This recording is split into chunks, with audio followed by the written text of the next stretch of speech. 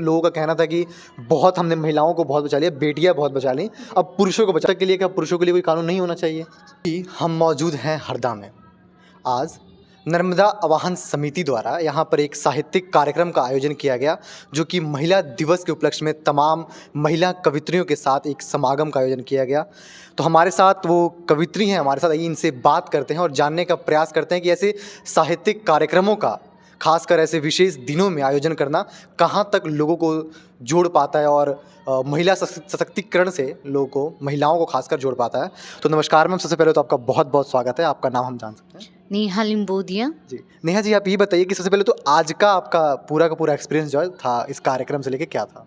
बहुत अच्छा एक्सपीरियंस रहा। महिला दिवस के दिन जो है हम लोगों को सब महिलाएं मिली, बहुत अच्छा लगा। महिला सशक्तिकरण के साथ साथ एक बहुत अच्छी ऊर्जा मिली हम लोगों को, बहुत अच्छा लगा। नई नई महिलाएं, नए नए लोगों से मिलना और एक नए परिवेश के साथ, और होली भी आने वाली है, तो एक नया रंग, एक नया फ्लेवर, नई जगह पे नई ऊर्जा के साथ बहुत अच्छा लगा। और नई शक्ति का भी अंदर से जागृत हुई हमारे अंदर। नए लोगों से मिलना एक नया एहसास होता ही है एक तरीके से, और नए लोगों से मिलना, नए लोगों से जुड़ना एक अलग ही अनुभव होता ही है। जी, तो बहुत बढ़िया मैम। एक चीज़ और जानना चाहते हैं कि आखिर महिला सशक्तिकरण आप अपने मायने में क्या समझते हैं कि महिला सशक्तिकरण है क्या आप लोगों के हिसाब से? सशक्तिकरण अपने आप में क्या है? आप कुछ ना होते हुए भी बहुत कुछ है। आप क्या कहते हैं, आप बोलते हैं कि सशक्तिकरण कुछ नहीं है, नहीं है, लेकिन वो है। आप कुछ ना बोलें उन्हें, आप बस उन्हें जागृत करें, उन्हें अपना काम उनके हिसाब से करने दें, उनको प्रेरणा दें कि भाई उनकी मर्ज़ी से उन्हें काम करने दें, उन्हें शिक्षा लेने दें। वो एक तरीके से सशक्तिकरण है। उनको शिक्षा लेने दें, उन्हें आगे बढ़ने दें, उनको जैसे स्कूल जाने दें, एक तरीके से उनको पढ़ाई के साथ मतलब साथ कहीं न कहीं कि महिलाओं को या फिर हम कहेंगे बेटियों को जो है पूरी तरह की स्वतंत्रता प्रदान की जाए, ताकि वो अपने हिसाब से अपने किसी भी काम को, चाहे शिक्षा हो, चाहे कोई भी क्षेत्र में जो भी वो करना चाहते हैं उन्हें प्रदान की जाए। चलिए आपसे फिर से बात करेंगे, हमारे साथ एक और मैम है, आइए मैम से भी जानते हैं। तो मैम आपका भी बहुत-बहुत स्वागत है। आपके बारे में हम जानना चाहेंगे थोड़ा-सा। जी, मेरा नाम निशा विरल है और मैं यही हरदा में मेरा जन्म स्थान है। पास में ही छोटा-सा गाँव है पानतलाई, वहाँ मेरा जन्म हुआ है और मैं विवाह के उपरांत अभी पुणे महाराष्ट्र में रह रही हूँ। और मैंने शिक्षा में बीएससी सीएस करने के बाद मेरे को हिंदी में इंटरेस्ट है, तो मैंने एमए हिंदी साहित्य। जी, मैम एक चीज़ और जानना चाहते हैं कि आप इंटरेस्ट आपका हिंदी में, मैं आज की जो युवा पीढ़ी है, कहीं न कहीं हम देखते हैं कि साहित्य, ख़ासकर हिंदी साहित्य की तरफ से उनका जो रुझान है वो कम होते जा रहा है। वो पढ़ना काफ़ी कम लोग पसंद कर रहे हैं। ख़ासकर हम देखते हैं युवा जो हैं वो हिंदी में बात करने में उनको कहीं न कहीं शर्म आती है। वो खुल के हिंदी में बात करने से हिचकिचाते हैं कि नहीं, अगर अंग्रेज़ी में बात करते हैं तो हमें काफ़ी अच्छा लगेगा, अंग्रेज़ी में कविताएँ कहते हैं तो अच्छा लगेगा। तो इस पे आपकी क्या राय है? एक्चुअली क्या है कि लैंग्वेज एक कम्युनिकेशन का माध्यम होना चाहिए, ना कि वो ऐसे स्टेटस के माध्यम से देखना चाहिए। और हमें वही चीज़ ज़्यादा आकर्षित करती है जो हमें नहीं आती या हमारे लिए कठिन होती है। तो जैसे इंग्लिश हमारी लैंग्वेज नहीं है, वो फ़ॉरेन की लैंग्वेज है, तो हमें उसको सीखकर हम ये दिखाना चाहते हैं कि हम एजुकेटेड हैं या हमारा स्टेटस हाई हो गया है। बल्कि आज का समय ये है कि काफ़ी लोगों को बेसिक हिंदी भी नहीं आती है, हिंदी में बात नहीं कर पाते। तो हिंदी को एक स्टेटस की तरह नहीं लेना चाहिए। वो आपकी मातृभाषा है, आपको उस पे गर्व होना चाहिए, अपनी माटी पे, अपने देश पे गर्व होना चाहिए। तो हिंदी पे बात करने में आपको शर्म नहीं आनी चाहिए। जी। मैम आपसे एक और प्रश्न जानना चाहूँगा मैं कि महिला सशक्तिकरण आपके मायने में क्या है महिला सशक्तिकरण? देखिए, सशक्त होने का सीधा सा तात्पर्य ये है कि आप में जितना सामर्थ्य है, आप जो करना चाहते हैं वो आप कर पाएँ, उसी को सशक्त होना कहते हैं। और महिला सशक्तिकरण का सीधा ये रहेगा अर्थ कि जो महिला जो कर पाने में समर्थ है, जो करना चाहती है, यदि वो कर सकती है, उसको करने को मिल रहा है, तो हम कह सकते हैं कि वो महिला सशक्त है। जी मैम, एक चीज़ और बताइए आप कि आपको क्या लगता है कि अभी वर्तमान समय वर्तमान परिप्रेक्ष्य की बात करें, क्या महिलाओं को उस तरह की आज़ादी नहीं मिल पा रही है, या फिर महिलाओं को कहीं ना कहीं समाज में आज भी वो बंदिशें हैं? तो आपको लग रहा है कि ख़त्म हो चुकी है कि आज भी वो चीज़ें दिखने को मिल रही हैं समाज में? नहीं, हम पूरी तरीके से तो नहीं कह सकते कि ख़त्म हो गई है, क्योंकि कई बार जब हम कुछ करना चाहते हैं तो हमें काफ़ी स्ट्रगल करना पड़ता है और किन चीज़ों से करना पड़ता है जो बीते समय में हो चुकी है, वही बार बार लूप लाइन में हमारे सामने आती हैं कि हमारे समय में ये हुआ, हमारे समय में ऐसा हुआ, तो वो काफ़ी चीज़ें आज भी इफ़ेक्ट करती हैं। तो एक हम कुछ उदाहरण हैं हमारे पास जिनको हम कह सकते हैं कि उन्होंने किया, लेकिन जब उनके हम संघर्ष पे जाएंगे तो हमें वही चीज़ें फिर मिलेंगी कि हाँ, उन्होंने किस तरह से उन कठिनाई को पार करके आए हैं। लेकिन मैम आज के वर्तमान परिप्रेक्ष्य से हम पिछले कुछ घटनाओं की बात करें, जैसे कि हम देखते हैं अतुल सुभाष का केस था, या फिर अभी एक और घटना होती है, तो इन घटनाओं में हम देखते हैं कहीं ना कहीं क्षमा चाहूँगा, महिलाओं की एक अलग रूप को देखने को मिलता है। तो ये देखने के बाद आज के युवा पीढ़ी में या फिर जो लोग हैं, कहीं ना कहीं उनका एक तरीके से शादी के ऊपर से भरोसा उठते जा रहा है। और लोगों को ये कहीं ना कहीं अभी जैसे हम देखते हैं काफ़ी बड़ी बड़ी हस्तियां हैं, उनके साथ भी चीज़ें, तो इनके ऊपर आप क्या कहना चाहेंगे कि महिलाओं को आखिर ये चीज़ें हो क्यों रही हैं? देखिए, जिस तरह से अपवाद है वो हर जगह पे, हर क्षेत्र में मिल जाते हैं। तो सशक्तिकरण का ये अर्थ नहीं है कि आप किसी की स्वतंत्रता को छीन लें। आपको सशक्त होना है तो आपके अधिकार आपको मिलना चाहिए, और आपके अधिकार का ये अर्थ नहीं है कि आप किसी के अधिकारों का दोहन करें या शोषण करें। तो ये जो हमारे समाज में उदाहरण आए हैं, ये सीधे सीधे उनके जो पुरुष वर्ग है उसकी स्वतंत्रता को हनन करने का उदाहरण है। तो मैम, तो आपको लगता है कि पुरुषों के लिए भी अब कानून बनाने की आवश्यकता है?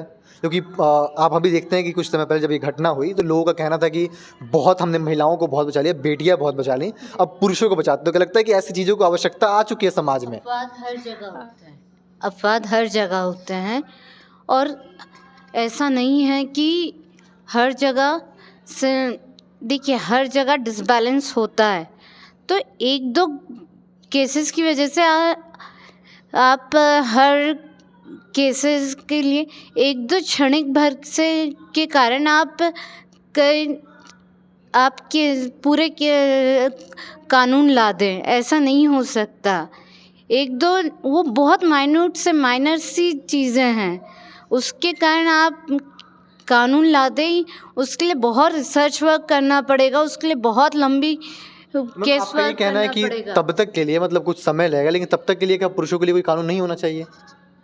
उसके लिए अभी बहुत रिसर्च वर्क करना पड़ेगा, बहुत बहुत काम होना बाकी रहेगा। अभी एक दो केसेस आए हैं, उस ज़्यादा केसेस नहीं आए हैं, और महिलाओं पे कई सालों से अत्याचार हो रहे हैं। ये अभी का नहीं है, और अभी भी हो रहे हैं। ये एक दो केसेस हैं, महिलाओं पे अनादिकालों से हो रहा है, और बहुत सारे केसेस आज भी मानती हूँ कि भैया ये एक दो केसेस हुए हैं, और महिलाओं पे जो असली केसेस होते हैं वो तो अभी भी प्रकाश में नहीं आते हैं, वो अभी भी दबाए जाते हैं कि नहीं नहीं इज्जत के कारण, नहीं नहीं ये ऐसा करेंगे तो हमारी बेटी के ऊपर और अत्याचार होगा। ये चीज़ें सामने नहीं आ पाती हैं। मैं आपकी बात पूरी तरह से समझ रहा हूँ, मेरे आपने शायद मेरा प्रश्न आपने नहीं, समझा आपकी नहीं। बात मैं मैं ये कहना पूरी तरह चाहता हूँ, समझ एक मिनट गई। मैम, मैं अपनी बात कर दूँ कि मैं ये कह रहा हूँ कि महिलाओं की सशक्तिकरण की बात हो रही है, महिलाओं के लिए स्वतंत्रता की बात हो रही है, उनके लिए कानून की बात हो रही भली है। भांति तो समझ क्या रही हूँ कि पुरुषों की जो केस आप बता रहे हो कि उनके ऊपर जो अत्याचार हो रहे हैं, जिनके कारण वो सुसाइडल केसेस हुए हैं, जो हो रहे हैं, उनसे ज्ञात हूँ मैं भी अखबार पढ़ती हूँ, मैं भी न्यूज़ सुनती हूँ, वो भी मुझे पता है, लेकिन वो बहुत कम है, और उनके लिए भी होना चाहिए, लेकिन वो बहुत कम है। जी बिल्कुल, उनके मैं लिए आपकी भी बात से मानता हूँ कि कहीं ना कहीं घटनाएं जो हैं अभी कम हम समाज में देखने को मिल रही हैं, और महिलाओं के लिए बात करना आवश्यक है। ये फिर से एक बार मैम से बात करते हैं। मैम, चूँकि आप एक कवित्री हैं, तो अगर आप महिला सशक्तिकरण के ऊपर या फिर हमारे युवाओं के लिए कुछ कविता में या फिर शायरी के माध्यम से कुछ कहना चाहें? जी, कविता के माध्यम से मैं यही कहना चाहूँगी। एक मिनट मुझे जी याद बिल्कुल। करनी पड़ेगी। पॉज कर लीजिए। एक कविता मैं मैम हमारे साथ हैं, इनसे भी बात करते हैं कि मैम आपके पास कोई ऐसी कविता या फिर शायरी या फिर गज़ल कुछ भी हो जो हमारे वर्तमान समय में हमारे जो युवा हैं उनको प्रेरित करे, या फिर महिलाओं के लिए, या फिर कहीं भी जो समाज को प्रेरित कर सके, ऐसी कोई? जो सुसाइडल केसेस होते हैं किसी भी कारण से, चाहे वो मेल करें या फीमेल करें, उनको मैं प्रेरणा देने के लिए मैं सुनाना चाहूँगी। निराशा में भी आशा है, निराशा में भी आशा है, नीर नैनों से बहा दो, अपनी बात अपनों को बता दो, अपने हैं अपनाएंगे, अपने हैं अपनाएंगे, अपने हैं अपनाएंगे, तुम्हें छोड़कर वो खुद अकेले हो जाएंगे, तुम्हें अकेला छोड़ वो खुद अकेले हो जाएंगे। निराशा को खुदकुशी को छोड़, खुदकुशी को छोड़, खुदकुशी को छोड़, खुदकुशी को छोड़, खुदकुशी को छोड़, खुद को कर खुश।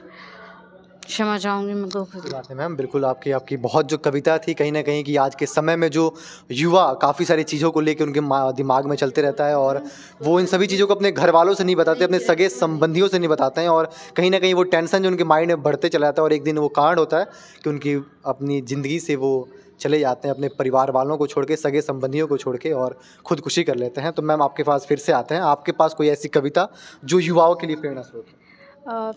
जी, मैं एक मेरी कविता तो नहीं है, बट मैं अभी 2 लाइन सुनाना चाहूँगी कि जब हम, कई बार ऐसा होता है कि हर जगह से निराश और हताश हो जाते हैं, तो हमें ईश्वर पे भरोसा करना चाहिए कि हर रात के बाद दिन होता है। तो मैं ईश्वर पे भरोसा करते हुए एक दोहा सुनाना चाहूँगी कि लागी लगन तुमसे मदन, तुम हो मेरी आस, और बिगड़ी मेरी बन जाएगी, तुम पर है विश्वास, तुम पर है विश्वास। होगा कि बिगड़ी मेरी बन जाएगी, तुम पर हो विश्वास। तो ये थी हमारे साथ आज के समय की, वर्तमान समय की नारी, जो कहीं ना कहीं खुद की हक के लिए बात करती है, अपने साथ साथ समाज के लिए बात करती है, अपने साथ साथ अपनी जो मित्र हैं, मित्र मंडली हैं, चाहे इनकी महिलाएं हों चाहे और भी हो, सभी महिलाओं के लिए बात करती हैं। और देख के ये काफ़ी खुश होता है कि आज की नारी जो है वो पूरी तरीके से जागरूक है, अपने हक के लिए लड़ रही है, सभी चीज़ों से बात है। और सबसे बड़ी बात कि इन्होंने साहित्य को बचाने के लिए, साहित्य के लिए अपने आप को पूर्णतः अर्पण कर दिया है।